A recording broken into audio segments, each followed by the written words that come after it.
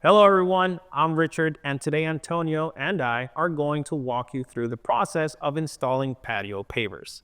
Whether you're looking to enhance your outdoor space with a patio or create a functional pathway, this project is a rewarding way to add style and value to your home. That's right, and in this workshop, we'll cover everything you need to know about installing patio pavers. We'll discuss the different types of pavers available and how to choose the right one for your project. A detailed step-by-step process for installing pavers, and even maintenance tips to keep your pavers looking great.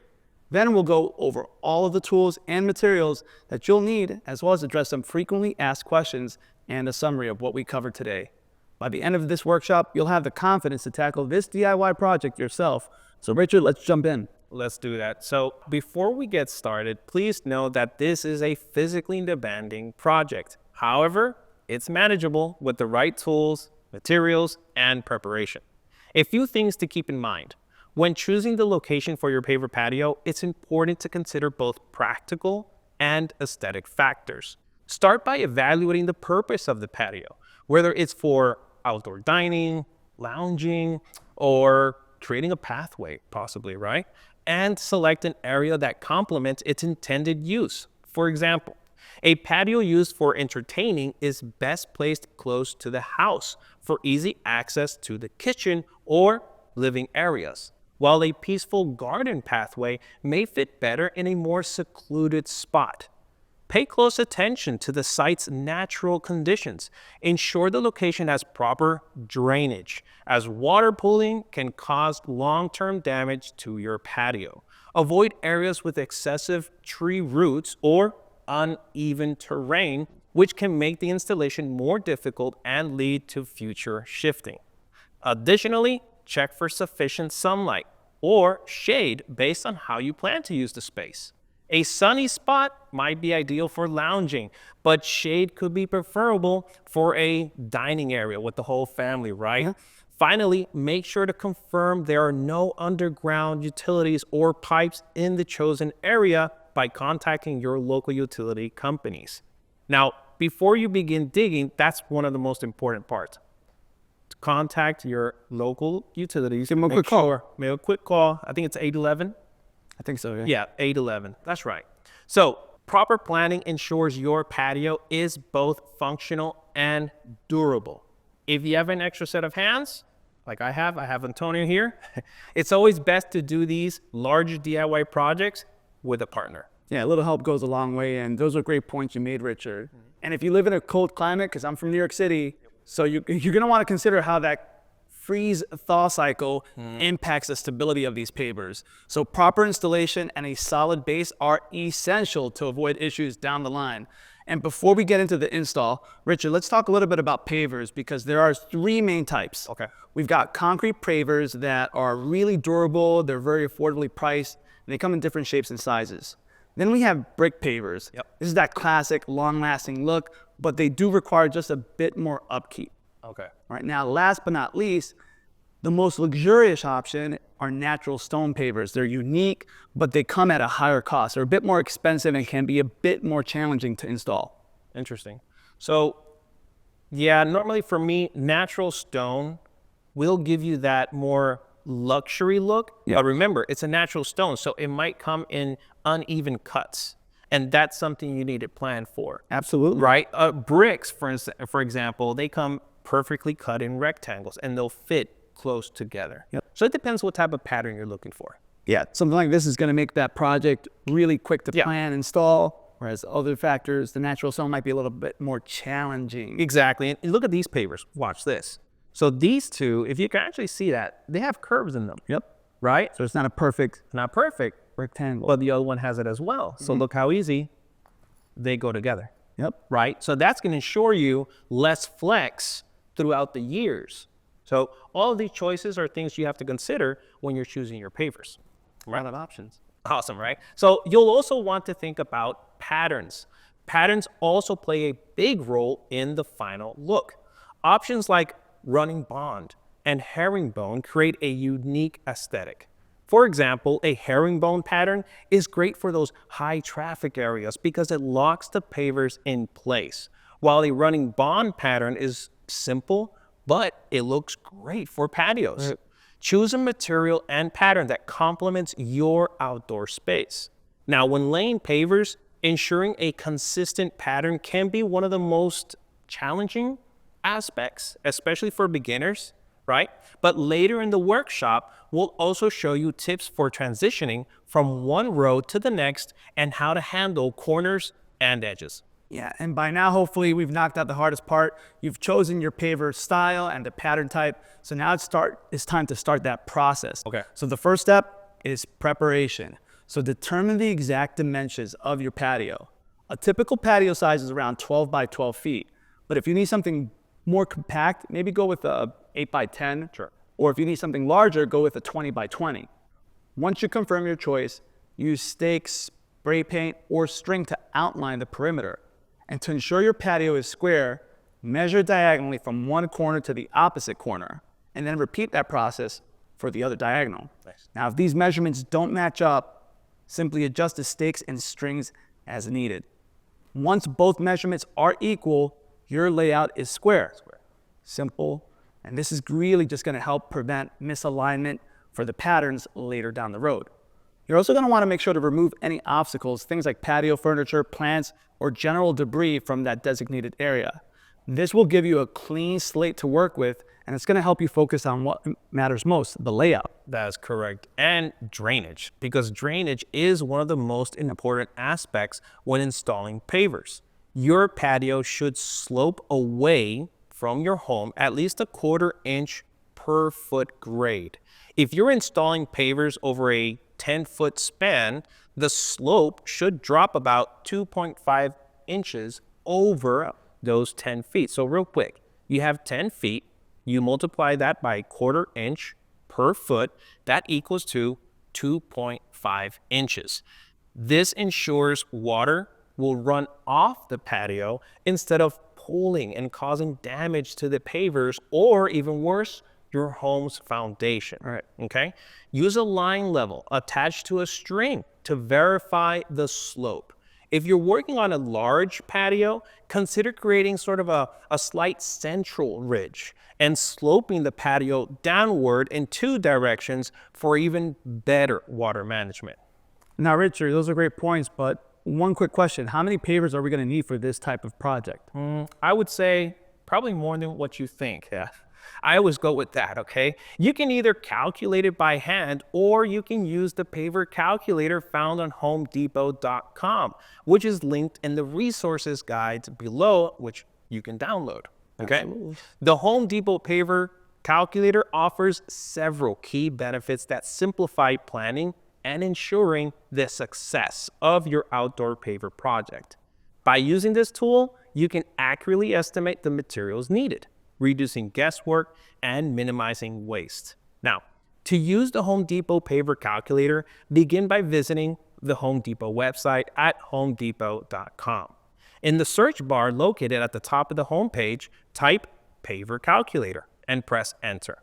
On this page, you'll be prompted to enter specific project details, such as dimensions of your patio, pathway, or driveway. Start by inputting the measurements for the length and the width of your desired paver area in feet.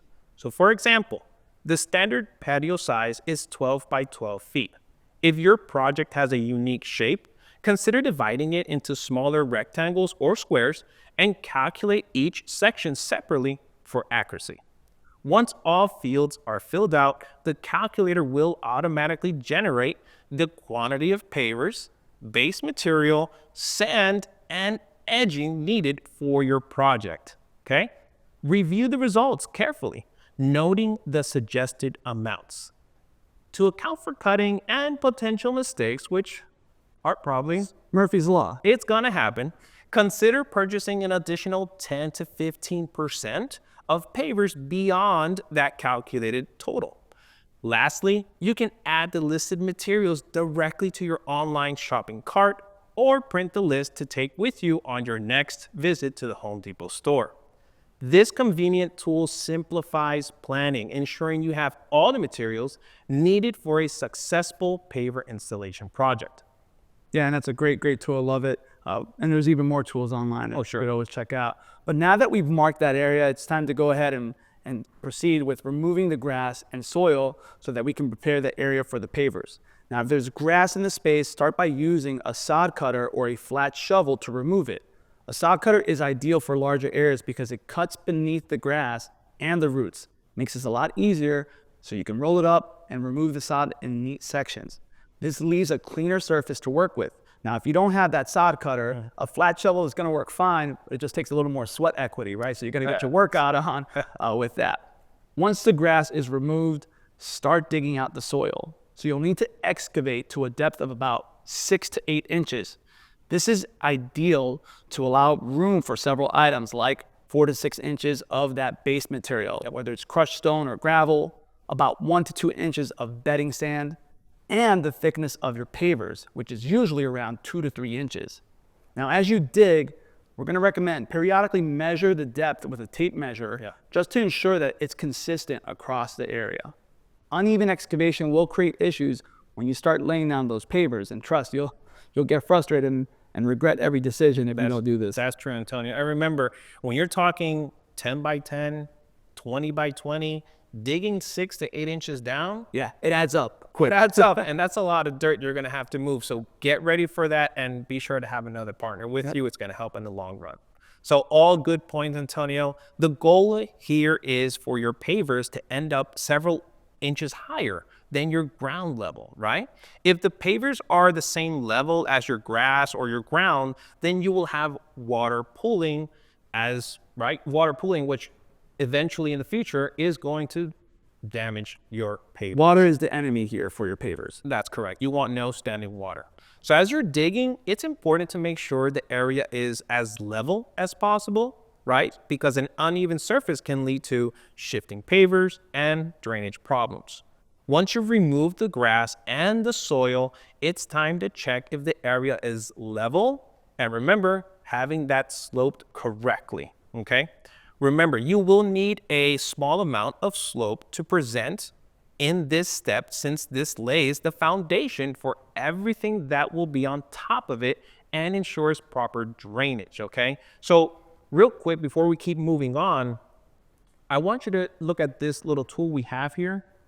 So this is a line level, right? Obviously, it's a level that goes on a line that attaches to it, clips on it like this, right? So it hangs. And let's get it here. There it is. Okay. So that's your line level. So imagine having 10 foot of this line, right, with your level, and this is going to help you tell you at what degree, degree your slope is. For instance, if you calculated that you needed 1/8 of an inch for every foot, then you follow the bubble, it's going to tell you that's the amount of slope you need for 1/8 of an inch, and it's going to help you along the way. It's a really important tool, must be needed. It's amazing. Cool. Awesome. So place a straight 2x4 board or a leveling screed board across the surface of the excavated area. Rest a bubble level on the board and check for any dips or high spots. Move the board around the areas, okay, different sections of the area. You want to move it around. Don't keep it in one place to ensure the entire space is level. If you notice low spots, add a thin layer of soil or sand to fill it in. Use a rake to spread the material evenly, a metal rake, okay? Not the one you use for your leaves. Not a plastic one. A metal rake, you're gonna need it. And then compact it with a hand tamper or a plate compactor to ensure it's stable. Now, you may not own a plate compactor, right? Which in this case, you can rent one. Yep. You can rent it directly from the Home Depot tool rental. And since this is a large item, you may want to use or rent a pickup truck to carry this around. Unless you got a really big SUV and you can put that in there, then you can go for that too. Maybe you got a friend or neighbor that has one, right? True. But either way, there's options here, and these are great points. But I want to focus a little bit on those high spots because it's really important that you scrape away any excess soil with that shovel, and again, continue to recheck the level in a variety of ways that we're talking about here. Yeah. This step is really critical because an uneven surface down the road is going to cause problems for your pavers where they can shift or they can really crack over time. So once that area is level, compact the soil to create a firm foundation. You're going to do this multiple times throughout this process. Just keep in mind, for smaller spaces, a hand tamper might work really well. All right, this is simply just getting that tool, pressing it down firmly, and moving in a systematic manner across the surface. Yeah. But if you have a larger area, like a 20 by 20, we really recommend using that plate compactor that we talked about. Right. It's faster. It ensures a denser, more even surface, even though it's going to take a little more time, and it's a big piece of machinery. I mean, if you're looking to get really big arms, that's one way of doing it. That get your workout on. Exactly. So here's a great tip. Lightly mist the soil with water before you compact it. Damp soil compacts more effectively, which will give you a stronger base for those pavers. Yeah, especially if you live like in the southeast, you got some of that red clay, it's a little tougher to work with. That's right. A little bit of water goes a long way. Yeah. Now, just a little bit. Richard, after we check that, we've compacted everything, what are we gonna do? Check to make sure it's level again using that 2x4 board, that bubble level. And if any areas are still uneven, again, repeat the process. A well-leveled surface at this stage, it's gonna save you a lot of trouble, like we mentioned, later down the road when you're putting these pavers into place. And again, we talked about level, and we're going to talk about Drainage. right? And don't forget about the drainage. While you want the area to be level, your patio should still have that 1/4 inch per foot slope away from your home or structures to allow for proper water runoff. Use a line level attached to your string, right? Like we mentioned before. These are used to verify the slope as you go. Now that the area is leveled and compacted, you're ready to move on to adding the base material. Take your time here. This is the step, right? This is the foundation for the entire project. Yeah, and as you said, Richard, this is the base material that's crucial because it's supporting the weight of the pavers. It helps with that drainage, and it prevents shifting over time. Yep. Now, traditionally, this is going to involve using crushed stone or gravel, but you can also consider a more modern approach with paver-based panels, which we'll talk about in just a moment. But if you're using that crushed stone or gravel, ideally spread a layer of about 4 to 6 inches across the excavated area. For areas with heavy foot traffic, we're going to suggest maybe go a little more, things like a driveway or vehicles. Yep. You're going to want a thicker lay of maybe about 8 inches. So again, you get that added stability. Use that rake, like Richard mentioned, to evenly distribute that base material across the area. But just take your time because you want to make sure that there's even thickness across. Now, after spreading this base material, compact it thoroughly using that hand tamper, or again, a plate compactor for the larger areas for faster and better results overall. Yeah. Another quick tip. If you're adding more than 4 inches of base layer, compact the first layer, then add the next layer and compact again. This ensures a denser, more stable foundation. So let's talk about that. Here's an example. If you're planning to lay down 6 inches of base material, lay down 3 inches first, compact, then lay down your next 3 inches, and guess what? Compact that again. This will make sure the whole thickness of the base material, that whole 6 inches of base material, is compacted, and not only that top layer. Yeah, and exactly. Because the thing is, and as you're compacting, make at least a couple passes. So at least 2 passes with that compactor or that hand tamper, or more if the material still feels a little bit loose under your feet. All right, trust your gut on this. If you're walking around and you're like, I notice this is a little weird. Now, if you notice any low spots after compacting, add more crushed stone or gravel to fill them in and compact it again. Now, if you're looking again for that lightweight, efficient alternative, you're like, man, Antonio, Richard, I don't know if I want to do all this. This sounds like a lot of heavy work. Simplify it with those paver-based panels that we talked about instead of the traditional crushed stone or gravel. These panels, they are durable, they're lightweight, and that's all because of the way that it's constructed with the material. And they're designed to replace several inches of base material, which simplifies the install, makes it a little less of a workout with this project. Now, with paver-based panels, you only need a thin layer of leveling sand, about a 1/2 inch thick, and that's to smooth out the surface before placing the panels on top of it. Lay the panels directly on top of that compacted sand and ensure they fit snugly together. It's like doing a puzzle, all right? So if you're a puzzle fan, perfect solution right here. Most panels come with interlocking edges, so that helps, again, like that puzzle, to snugly fit together. Yeah, these paver-based panels are great for DIYers because they're lightweight and easy to handle. They reduce the amount of heavy lifting. Yeah, it's a it's a game changer. It is a game changer. It's a great option. They also improve drainage and can help prevent the shifting over time. Another advantage of paver-based panels is that they drastically reduce the amount of crushed stone and sand needed. For example, using panels can replace 4 to 6 inches of gravel and most of the sand layer, making the process faster and a lot less labor intensive. Plus, they're eco-friendly option as they're often made out of recycled materials. Regardless of whether you're using crushed stone, gravel, or these new paver-based panels, leveling is key. Use the same leveling process as before. All right, so now once your base is set, it's compacted and leveled, you're ready to move on to the next step, adding the bedding sand or placing your pavers directly on the panels. This layer is essential for creating a level surface and ensures the pavers sit evenly.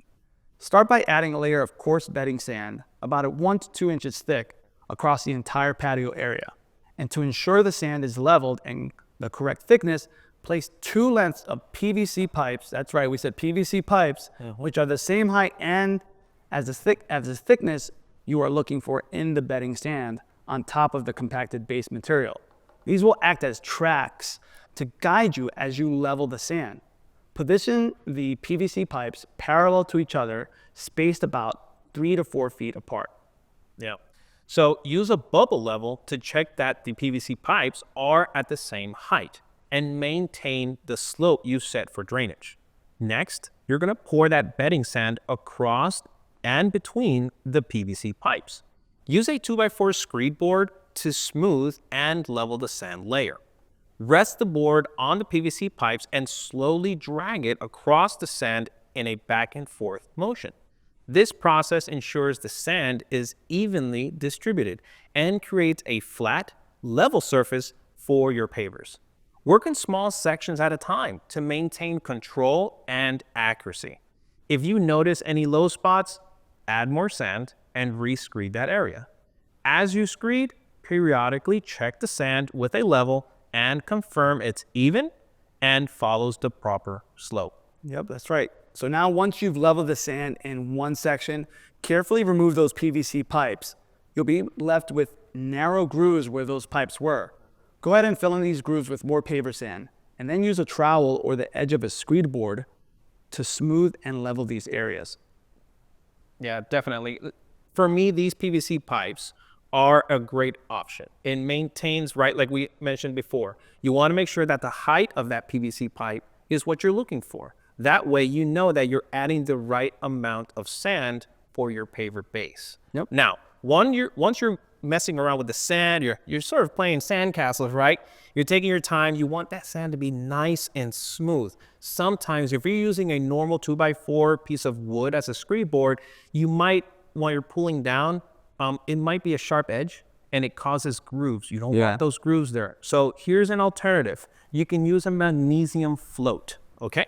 This is a magnesium float. What this does, since it's made out of magnesium, it's basically like a non-stick material.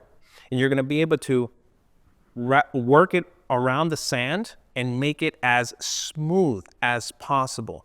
Remember, the flatter surface you have for your pavers, the better result you're gonna have. Whatever you have below your pavers is gonna show on your pavers. So this is a great tool to make sure that you have no grooves in your sand and it comes out nice and polished.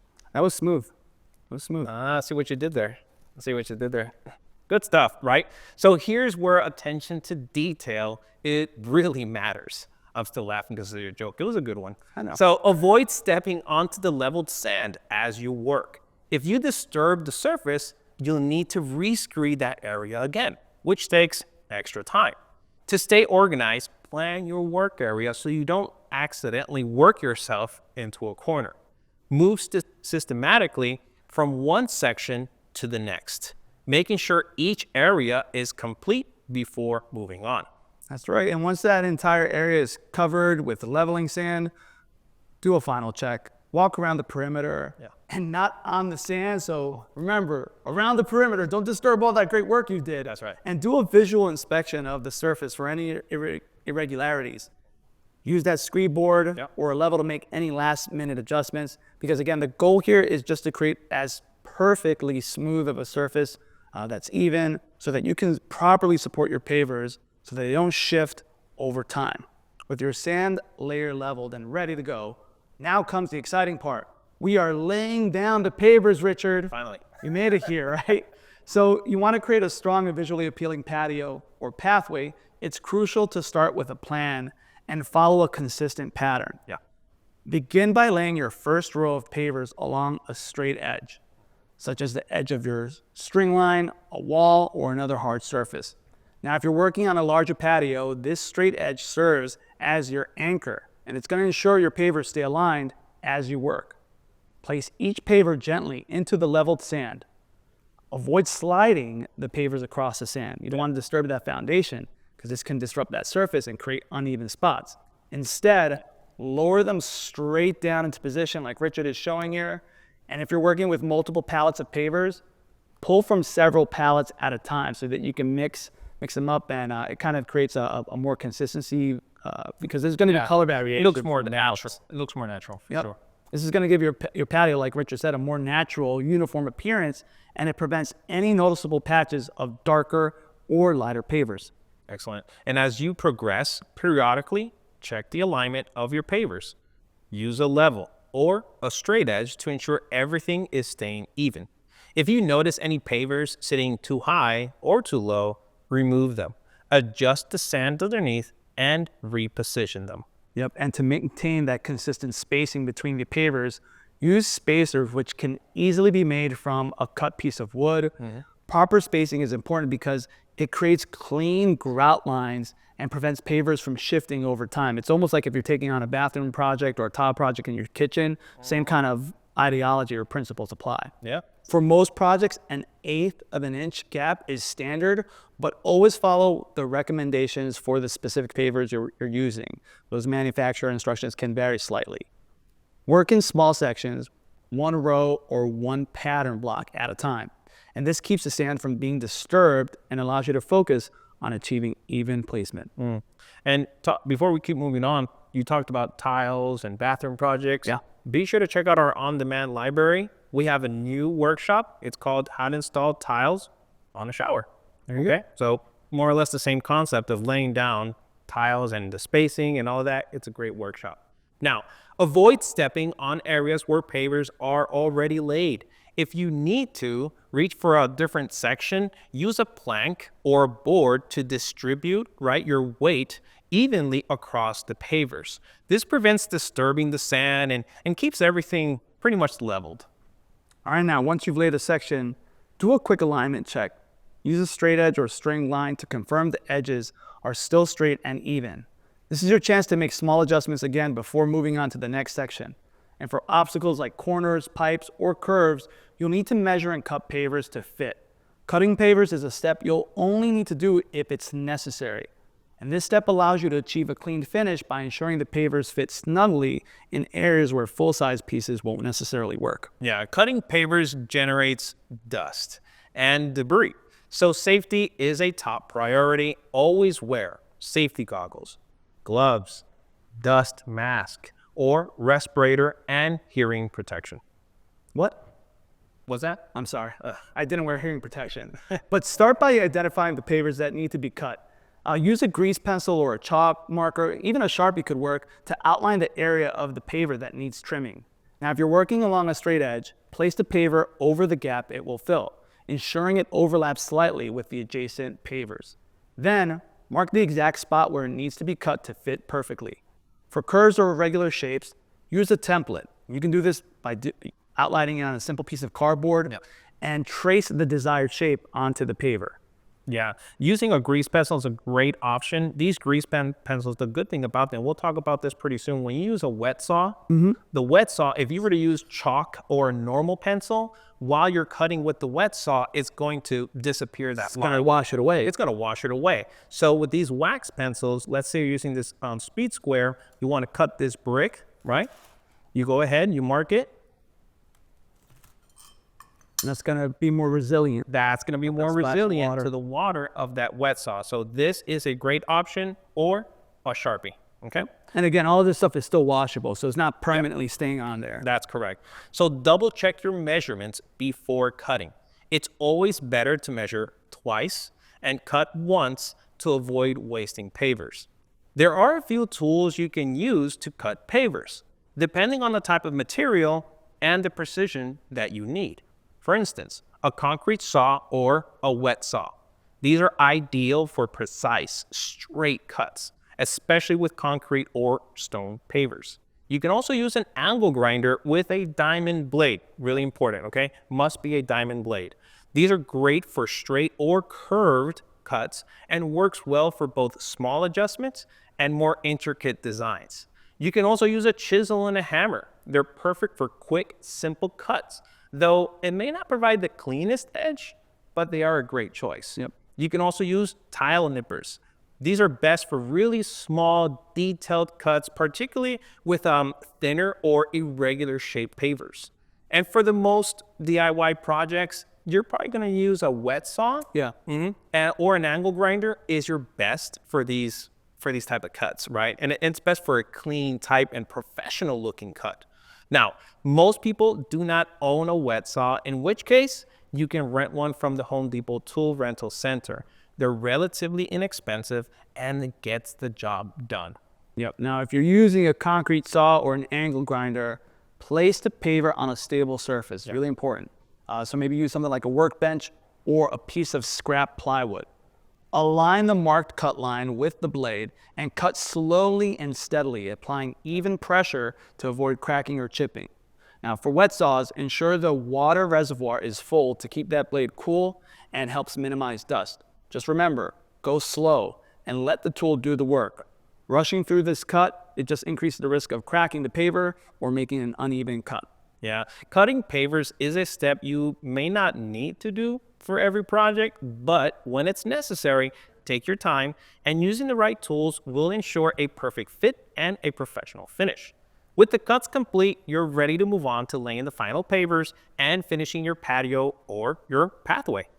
Now, adding edging stones or plastic restraints, it's an optional step, but it's really highly recommended. Edging serves a couple purposes. It keeps the pavers securely in place over time, and it provides a clean finish edge to your patio or your pathway. Without these edges, pavers are more likely to shift or spread out due to foot traffic, weather, natural settling, a lot of different factors here. Go ahead and start by selecting whichever edging material you want to use. And you can use edging stones for a decorative finish, which blends in seamlessly with the paver design, or you can use plastic paver restraints, which are less visible, but again, equally effective. Now for edging stones, lay the stones along the perimeter of your paver area. Make sure they align with the edge of the pavers and follow along any curves or angles that you may have had in your design. Excellent. So if you are using plastic restraints, lay them along the edge of the pavers and secure them with landscape spikes, okay? Every 12 inches along the length of the restraint. For curves or tighter sections, you may need to place spikes every 6 to 8 inches to ensure the edge conforms to the shape. Now, before we move on, I want to show this type of edge that we have here. This is a very durable, stout edge, which is great when you have heavy pavers. You're going to want to use something like this, okay? Now, you're probably thinking right now, I can't bend this. So this is excellent for a straight edge, right? But let's say I have a curve. So what you need to do here is you need to cut these small lines. Once these are cut, that is going to permit this to start bending to whichever direction you need for your curves. But this is a great example of an edge you would need for your pavers. Good call out there. Yeah. And then again, with those stakes, you're getting that solid foundation so that you're making those curves. It stays in place and looks beautiful. The stakes are a necessary step. All right, Richard. Now it's time to lock everything into place with polymeric sand. Polymeric sand is very important because it acts like a glue for your pavers, locking them into place and provides extra stability. Now this step is not only to stabilize the pavers, but it also helps prevent things like weeds and insects from creeping into the joints and messing things up with your design. Start by pouring that polymeric sand directly onto the surface of the pavers and use a push broom to sweep the sand into the joints between the pavers. Work diagonally across the paver surface to ensure the sand fills all the gaps evenly. And once that sand is swept into the joints, a great option is to use a plate compactor again to vibrate the surface. That's why we kind of recommended it before. Yeah, so think about that. That vibration, what it does, it helps the sand settle deeply into the gaps, ensuring a strong bond between the pavers. And after the first pass, you might need to add more sand to the joints and repeat the process until all the gaps are filled completely. Now, while using the compactor, make sure to move in a quick fashion. This only needs to vibrate the bricks a little bit, right? It's just a little bit to do its job and fill in those gaps. Going slow with the compactor, what that can do is it can cause actually your design to kind of shift. So those bricks, those pavers are actually going to start separating, and that's not good. But after vibrating, sweep off any remaining sand from the paver surface with a soft broom. Be thorough. Leaving excess sand on the surface can lead to a little bit of a hazy finish once that sand sets in. Yeah, that sand is basically it's your grout joint. So just like when you're laying down tile, you got to put grout in between, which is what cements everything together. This is the same thing. So in most cases, once you have swept away or blown away the excess sand, you will need to lightly shower with water the joints. A little mist. Correct. For the polymeric sand to activate and start to harden.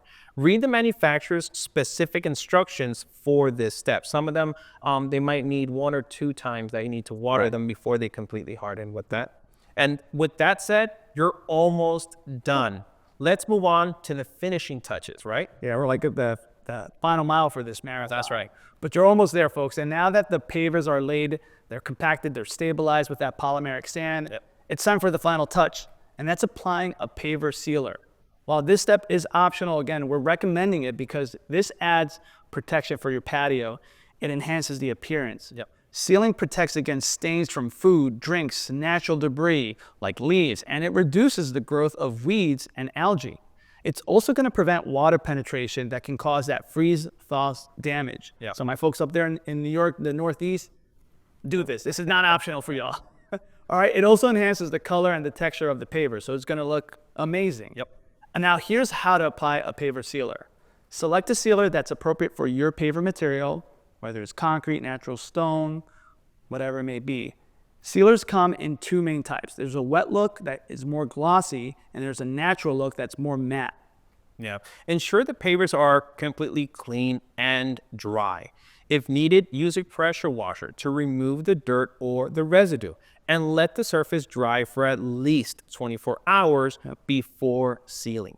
Use a pump sprayer or a paint roller to evenly apply the sealer over the pavers. Work in small sections, ensuring full coverage without pulling after application. Use a clean cloth or roller to remove any excessive or excess sealer from the surface to avoid a sticky or a cloudy finish, Allow the sealer to cure as per the manufacturer's instructions, which is typically about 24 to 48 hours. Avoid walking or placing furniture on the patio during this time. For the best results, apply the sealer on a cool, dry day when temperatures are between 50 to 85 degrees. Avoid sealing in direct sunlight or if rain is expected within 24 hours. Now that your patio is installed and sealed, let's talk about maintenance, Absolutely, because proper care will keep your patio looking great and functioning well for years to come.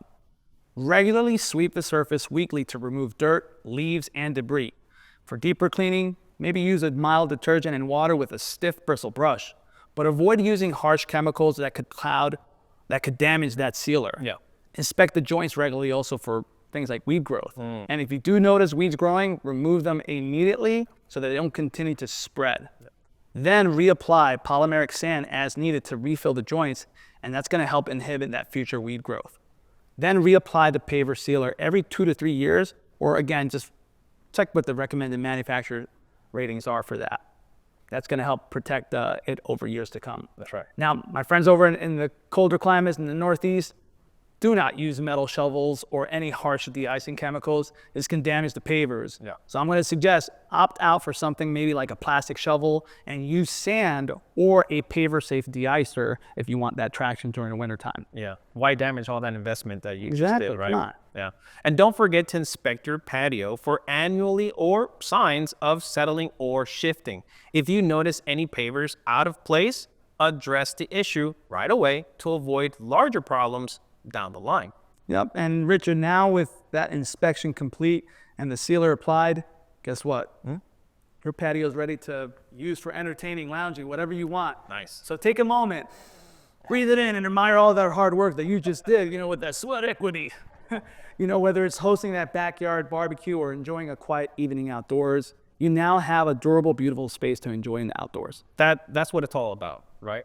And that's right. So, and by following a regular maintenance routine, your patio will look as good as it did today for years and years to come.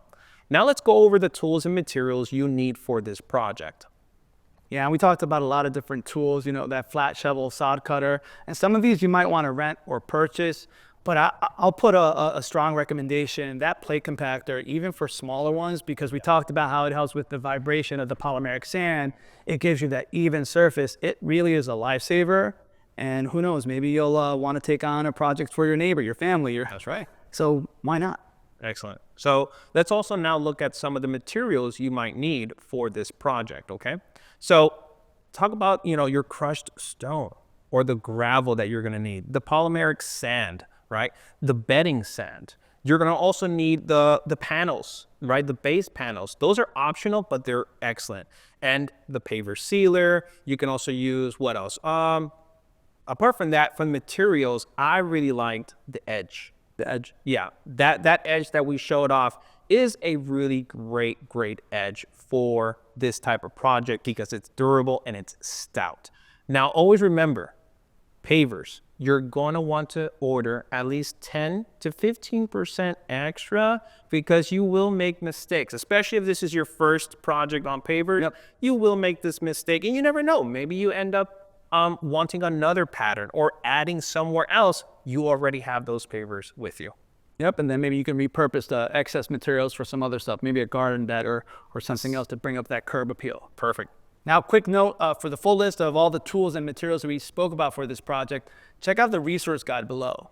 Now, Richard, let's talk about some frequently asked questions about this patio paver project. So first question is, which paver products are the most DIY friendly? That's a good question. So concrete pavers are considered the most DIY friendly option because of their durability, their uniform size, and wide availability. Yep. They are relatively lightweight compared to a natural stone and come in various shapes, sizes, and colors, making them easy to work with for creating different patterns and designs. Many manufacturers offer interlocking systems, which simplify the installation and help ensure a level and stable surface.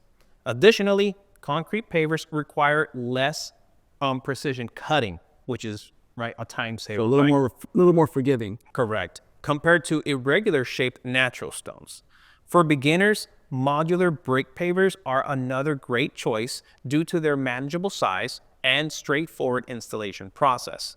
Now, Antonio, here's a question for you. What are the biggest factors for customer dissatisfaction on this project? Yeah, it's like I'm not happy. And I think some of the most common causes for customers not being happy with a paver project, it's really having that uneven surface at the end of the day, whether it's pavers that are shifted or weed growth that's going through all those joints. These issues often arise from improper preparation. So we talked about, base layer. So maybe it's an insufficient base layer. Maybe it's inadequate compaction or just a failure to level the area properly. Yeah. Additionally, poor drainage can lead to that water pooling we talked about, which damages the overall integrity of the pavers over time. Aesthetic factors like mismatched paver colors or poorly executed patterns can also be another pain point for customers. So choosing high quality materials, following the best practices that we talked about in this workshop during that install are really crucial to avoid some of those customer pain points at this project. So let's switch it up a little bit. We're talking about this DIY projects, but when should customers not take on this paver project as a DIY? Now, this isn't due to deter anyone or anything like that, but we provide all the necessary information to equip our customers with the knowledge and steps needed to complete this project. That said, customers should avoid taking on a paver project as a DIY task if the project involves a large area, complex patterns, or challenging site conditions, such as a steep slope or significant grading issues. Additionally, if they lack the necessary tools or experience with heavy-duty equipment like plate compactors or concrete saws, it may be better to hire a professional, professional to complete this project, right? And also, projects in regions prone to freeze-thaw cycles, they also require advanced knowledge of drainage and base preparation to prevent shifting or cracking over time. Lastly, if the customer has limited time, physical strength, or resources to complete the project, hiring a contractor can ensure a better outcome, okay? But with this workshop, if you decide not to do it yourself, but now you have all the knowledge so that when you do get a contractor, you know what he's talking about. You can speak the lingo, you can oversight, you can help. It's still a benefit here. Correct. So Antonio, what are common reasons for paver projects to fail? And we talked about it a little bit before, but some of the most common reasons for paver projects to fail is really that inadequate base preparation. So we're talking about poor drainage, we're talking about improper installation techniques. So if you have that base layer and it's not thick enough, it's not compacted properly, or it's made of materials like, let's say, crushed stone or gravel, the pavers can shift. They can settle unevenly. They can crack over time. And poor leveling of that bedding sand or insufficient filling of the joints can also lead to instability. So we're looking at things maybe like neglecting drainage. That can also result again to that water issue. If you live in the Northeast and you're not considering about that freeze-thaw cycle, another big impact, and weed growth. So lastly, skipping over the critical finishing steps such as compacting the pavers and applying polymeric sand, that's going to compromise your install. And so it's really important. Okay. Really important to prep and to follow these, to the T when you're doing this type of project. Now to recap, today we covered a lot. We covered everything you need to know about installing patio pavers, from choosing the materials to the step-by-step installation and even maintenance tips to make sure it looks great over time. We also covered all of the tools and materials you'll need, as well as some frequently answered questions by myself and Richard. Now, with the right tools and preparation, you can transform your outdoor space into truly something that's breathtaking and spectacular. Yeah, definitely. Foundation is key in this project. Absolutely. With that said, thank you for joining us today. Installing patio pavers is a fantastic DIY project that enhances your home and outdoor living. If you have any questions that were not covered in this workshop, feel free to reach out to us at workshopslive@homedepot.com or visit the Home Depot's website for more resources. And as always, thank you for choosing the Home Depot. We look forward to seeing you at our next workshop.